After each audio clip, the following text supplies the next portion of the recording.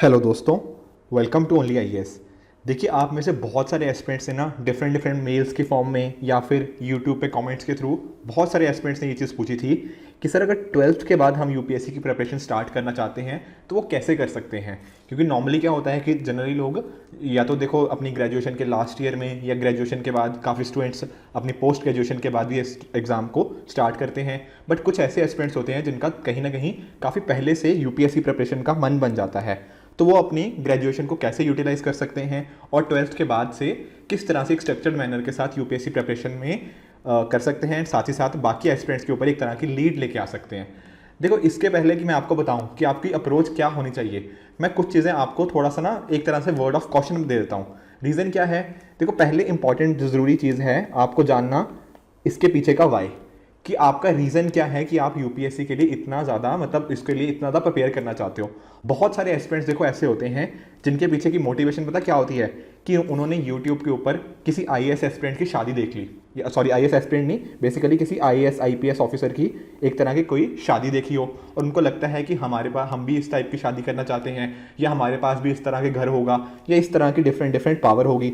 तो कहीं ना बहुत जल्दी इन चीज़ों की तरफ अट्रैक्ट हो जाते हैं, या फिर किसी मूवी में आपने इस चीज़ को देखा होगा। ऑन द अदर हैंड या यूट्यूब पे ऊपर कुछ लबासना की वीडियोस वगैरह देखी होंगी एंड कुछ इसी वजह से उनके अंदर एक तरह का मोटिवेशन जागा होगा। पर आपको एक चीज़ इंपॉर्टेंस ना रियलाइज करना ज़रूरी है, क्या ये आपका एक स्ट्रॉन्ग मोटिवेशन है या नहीं है। क्या अगर आपको अगले लाइफ के अपने 4 साल 5 साल इस एग्ज़ाम को देने हैं तो क्या आप देने के लिए तैयार हो या नहीं हो। होता क्या है कि हम स्टार्टिंग में अट्रैक्ट तो हो जाते हैं इन सभी चीज़ों को देख के, पर जब बात आती है हार्डवर्क करने की तब हम इस चीज़ से पीछे हट जाते हैं। क्यों? क्योंकि हमारी ये जो मोटिवेशन थी ना, हमारी ये जो पीछे इसके करने का कारण था, वो कारण शायद उतना स्ट्रांग नहीं था।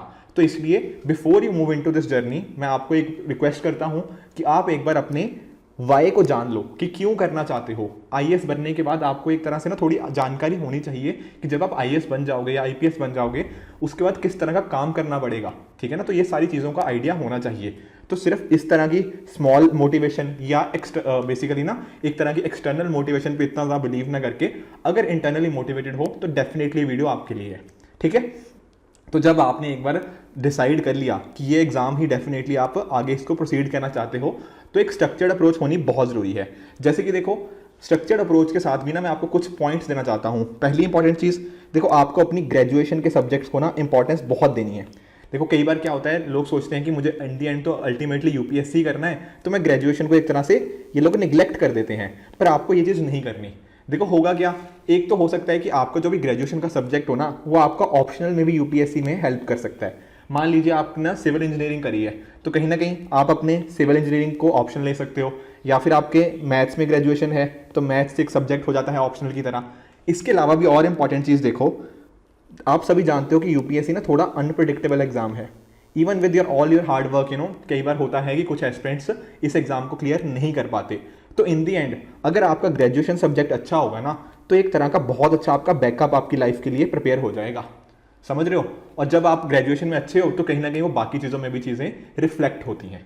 साथ ही साथ आपको एक चीज़ रियलाइज करनी है, देखो आपके पास हो सकता है 3 से 4 साल हो, डिपेंडिंग कि आप इंजीनियरिंग कर रहे हो या बीएससी या कुछ और चीज़ें कर रहे हो, तो उसके डिपेंड करते हुए 3 से 4 साल आपके पास हो सकते हैं।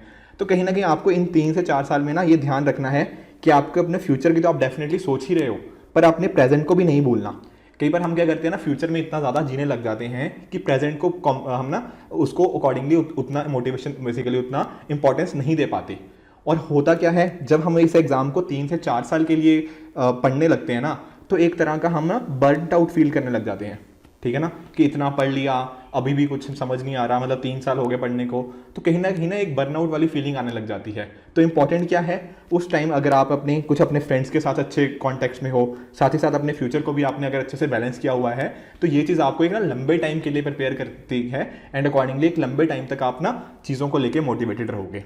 उसके साथ ही साथ एक तरह का ना डिसिप्लिन बनाने की ज़रूरत है। अब इस पॉइंट को मैं क्यों यहाँ पे एम्फोसाइज कर रहा हूँ, देखो होता क्या है, आपको जैसे एक लंबे टाइम के लिए प्रिपेयर करना है तो आपको लगेगा कि यार मेरे पास तो ना अभी 3 से 4 साल पड़े हुए हैं, तो मैं आराम आराम से पढ़ लेता हूँ। मतलब तो होता क्या है ना कि हम कभी वो इतना आराम में चले जाते हैं कि हम अपनी पढ़ाई को ढंग से कभी कर ही नहीं पाते। मैं आपको एक एग्जांपल बताता हूँ। मैं मेरा एक मतलब जब मैं कॉलेज में था तब मेरे भी एक फ्रेंड ऐसे ही था, तो वो भी स्टार्टिंग से ही मतलब फर्स्ट ईयर से ही उसने पढ़ना स्टार्ट कर दिया इस चीज़ के लिए। बट कहीं ना कहीं वो हमेशा सोचता है यही था कि यार अभी तो बहुत टाइम है, एग्ज़ाम तो 3 साल बाद जाके होना है। वो 3 साल इतनी जल्दी आ गए, उसने कभी पढ़ाई स्टार्ट ही नहीं कर पाया। ठीक है ना। तो ये चीज़ थोड़ा सा आपको ना एक तरह का डिसिप्लिन लाना बहुत ज़रूरी होता है, जब आपके पास पता होता है कि आपके पास टाइम बहुत है और आप एक तरह से उसको टाइम को वेस्ट ना करो, एक डिटर्मिनेशन के साथ उस चीज़ को कहीं ना कहीं हैंडल करना ज़रूरी है। साथ ही साथ पॉजिटिव एटीट्यूड होना भी बहुत ज़रूरी है, क्योंकि बिना पॉजिटिव एटीट्यूड के आप एक जो एक तरह की लंबी दौड़ है ना, एक तरह की ये मैराथन ही तो है, ठीक है ना। तो मैराथन को अगर रन करना है ना, तो आपका पॉजिटिव एटीट्यूड होना बहुत ज़्यादा ज़रूरी है। देखो आप में से काफ़ी लोग पूछते रहते हैं कि कि ओनली आईएएस का टीम का जो भी बैचेस होते हैं वो नया बैच कब से स्टार्ट हो रहा है। तो देखिए ओनली आईएएस टीम ने ना offline as well as online दोनों फुल बैचेस लॉन्च कर दिए हैं। तो इसके अंदर देखो पूरा का पूरा कंटेंट आपको प्रोवाइड किया जाएगा। ये आपको हिंदी में भी मिल जाएगा, इंग्लिश में भी मिल जाएगा, तो पूरा एक फाउंडेशन कोर्स बन जाएगा। एंड उसके बेसिस पे आप पूरा का पूरा, चाहे वो प्रीलिम्स हो, मेंस हो, इंटरव्यू हो, इन सभी कंपोनेंट्स की तैयारी इस पर्टिकुलर कोर्स के अंदर हमसे करवाई जाती है। बहुत सारे और फीचर्स भी हैं, जैसे यहाँ पे आप पढ़ सकते हो कि किस तरह से आपको ना एक प्रॉपर शेड्यूल के हिसाब से चीज़ें पढ़ाई जाती हैं।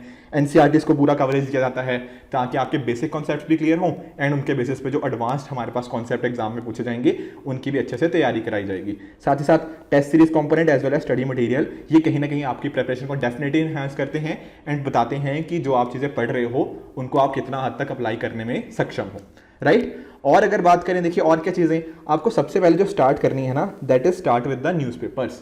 देखो रीजन बीइंग, इसका पीछे का रीजन मैं आपको बताता हूँ। जब आप न्यूज़पेपर से स्टार्ट करोगे, आप ऐसा तो नहीं है कि आप मान लो कि आप डायरेक्टली जैसे आप बहुत सारी बुक लिस्ट होती है, जैसे मान लो लक्ष्मीकांत हो गया या मॉडर्न हिस्ट्री की स्पेक्ट्रम हो गया, ठीक है ना, या और डिफरेंट बुक्स, तो आप डायरेक्टली पहले दिन थोड़ी ना ये चीज़ें उठा लोगे। आपको पहले ज़रूरत पता क्या है, एक स्ट्रॉन्ग बेसिक्स को अपने बिल्ड करने की, और साथ ही साथ जो न्यूज़पेपर में डेली लाइफ में चीज़ें होती जा रही हैं उनको एक तरह से समझने की। तो डेफिनेटली आपको जो भी आपको न्यूज़पेपर अच्छा लगे, चाहे हिंदू हो गया, इंडियन एक्सप्रेस हो गया, उनसे आप स्टार्ट कर सकते हो, ताकि आपको एटलीस्ट चीज़ें समझ आने लगे कि दुनिया में एग्जैक्टली चीज़ें हो कैसे रही हैं। एंड इनफैक्ट ना हमारे जो सुमित सर हैं उनके द्वारा भी डेली एडिटोरियल डिस्कशन रन किया जाता है, तो आप कहीं ना कहीं इस एडिटोरियल डिस्कशन को फॉलो कर सकते हो। इस एडिटोरियल डिस्कशन का फायदा ये होगा कि आपको जो टफ कॉन्सेप्ट है ना जो न्यूज़पेपर में पूछे जा रहे हैं उनको आपको समझने में एक तरह से हेल्प मिलेगी, और आपका बिना बैकग्राउंड होते हुए भी आपको चीज़ों को थोड़ा ना समझने लग जाओगे कि अराउंड वर्ल्ड कैसे हो रहा है, उसका जो चीज़ें होती हैं वो एग्जाम के लिए कैसे रेलिवेंट है। जैसे आप एग्जाम्पल देखो, आजकल आपने ना जो महाराष्ट्र में सुना होगा कैसे प्रॉब्लम चल रही है, शिवसेना के कुछ मेंबर्स इधर एक तरह के उनके बीच में एक तरह चल रहा है कि क्या होगा आगे, फ्यूचर उसका एग्जैक्टली डिसाइडेड नहीं है। तो ये चीज़ हमारे लिए इंपॉर्टेंट पता क्या है, यहाँ पे हमारे लिए पॉलिटिक्स इंपॉर्टेंट नहीं है, हमारे लिए इंपॉर्टेंट है पॉलिटी। ठीक है, फर्क होता है पॉलिटी और पॉलिटिक्स में। तो हमारे लिए पॉलिटी के कॉरस्पॉन्डिंग ये एंटी डिफेक्शन लॉ कैसे रेलेवेंट है, ये चीज़ें हमें पता होनी चाहिए, और ये चीज़ें हम मतलब जो एडिटोरियल डिस्कशन होता है उसमें कवर कर ली जाती हैं। उसके साथ ही साथ देखो बुक लिस्ट एंड अप्रोच भी आपके लिए पास ना होना बहुत ज़रूरी है कि हमें कौन सी बुक लिस्ट को फॉलो करना चाहिए। देखो उसके लिए भी हमारी टीम ने ना ऑलरेडी वीडियोस बना रखी हैं, जैसे कि ये स्ट्रेटजी एंड बुक लिस्ट। आप कहीं ना कहीं जब आपने एक बार ना थोड़ा सा अपना बेस बना लिया है, उसके बाद आप इस वीडियो को चेक करना डेफिनेटली, तो जो बुक लिस्ट होंगी इंपॉर्टेंट कौन कौन सी है वो आपको यहाँ पे अकॉर्डिंगली कॉरस्पॉन्डिंगली मिल जाएंगी, राइट। साथ ही साथ देखो आपको ना एनसीईआरटी पे अच्छे से फोकस देना है। एनसीईआरटी पे फोकस मैं अब क्यों कह रहा हूँ, क्योंकि देखो आपके पास एक लंबा टाइम है, तो कहीं ना कहीं एनसीईआरटी चाहे आप देख लो ज्योग्राफी हो गया, हिस्ट्री हो गया, तो कहीं ना कहीं जब आपने इन डिफरेंट सब्जेक्ट्स की एनसीईआरटीज़ को अच्छे से पढ़ लिया ना, तो आपका एक स्ट्रॉन्ग बेस बन जाएगा। फिर उसके बेसिस पे अब जब आप थोड़ी जो इंपॉर्टेंट होती है ना स्टैंडर्ड मटेरियल, जैसे कि लक्ष्मीकांत हो गया, जब इनको पढ़ने लगोगे तो आपको वहाँ पे हेल्प मिल जाएगी। तो उसी तरह से देखो यहाँ पे ना ये particular video complete NCERT book for UPSC 2023 only IAS, यहाँ पे जाके ना आप इस वीडियो को चेक कर सकते हो। यहाँ पे बहुत ही डिटेल में ये चीज़ बता रखी है कि अच्छा इकोनॉमी के अंदर कौन कौन सी हमें बुक लिस्ट फॉलो करनी है, कौन सी एनसीईआरटी को पढ़ना है। तो आप ये पर्टिकुलर वीडियो भी अपनी एनसीईआरटी बुक लिस्ट के लिए देख सकते हो। साथ ही साथ देखो आपको एक तरह की ना टाइमलाइन बनानी होगी। जैसे मैं आपको एग्जांपल से समझाता हूँ। आप ऐसा तो देखो, अब जैसे मान लो आपके पास ना 3 से 4 साल हैं, तो 3 से 4 साल को कैसे यूटिलाइज करना है उसका एक ब्रॉड सा प्लान बना के रखो अपने दिमाग में। जैसे हो सकता है कि आप पहले साल में क्या करो, पहले साल में आप जैसे आपने ना न्यूज़पेपर देखना स्टार्ट किया, ठीक है, न्यूज़पेपर चीज़ें समझने आनी स्टार्ट हुई, वर्ल्ड में क्या हो रहा है वो चीज़ें समझी, करंट अफेयर्स को देखा, ठीक है ना, एनसीईआरटी के अपने बेस को स्ट्रॉन्ग किया। फिर एक बार ये चीज़ें हो गई, फिर आप कॉरस्पॉन्डिंगली जो हमारा स्टैंडर्ड मटेरियल होता है, ठीक है ना, उसकी तरफ आप चलोगे, ठीक है। फिर कॉरस्पॉन्डिंगली जब ये सारी की सारी चीज़ें कवर हो गई होंगी तब उसके बाद आप बाकी चीज़ों में कंपोनेंट्स पे चलोगे, जैसे कि फिर प्रॉपर रिवीजन हो गया या फिर एमसीक्यू प्रैक्टिस हो गया एंड जो मेंस आंसर राइटिंग। अब ऐसा तो नहीं है कि आपने पहले दिन स्टार्ट किया और पहले दिन ही मेंस आंसर राइटिंग करने लग गए, नहीं, थोड़ा टाइम दो, अपने बेसिक्स को अच्छे से प्रिपेयर करो एंड उनके बेसिस पे फिर आप आने वाले जैसे ना सेकंड ईयर से आप कोशिश कर सकते हो कि प्रॉपर जो स्टैंडर्ड मटेरियल्स हैं एंड फुल फ्लैश तैयारी आप तब से शुरू कर सकते हो। बट मेक श्योर कि अपना ग्रेजुएशन को जो भी सब्जेक्ट्स हैं उनको भी प्रॉपर इंपॉर्टेंस दो, तो कहीं ना कहीं दोनों चीज़ों में ऊपर बैलेंस बनाने की जरूरत है। साथ ही साथ देखो जो सीसेट का कंपोनेंट होता है वो बहुत बार आपकी जो डिफरेंट ना जगह पे जैसे इंजीनियरिंग के अंदर प्लेसमेंट्स होती हैं वहाँ पर भी आपको हेल्प करेगा, क्योंकि उसके अंदर भी काफ़ी हद तक जैसे मैं मतलब कोडिंग वाले एस्पेक्ट की बात नहीं कर रहा, जो नॉन टेक्निकल एरियाज होते हैं वहाँ पर आपको क्वांटिटेटिव एप्टीट्यूड, रीजनिंग हो गया, इंग्लिश हो गया, इन सभी चीज़ों की बहुत हेल्प मिलेगी।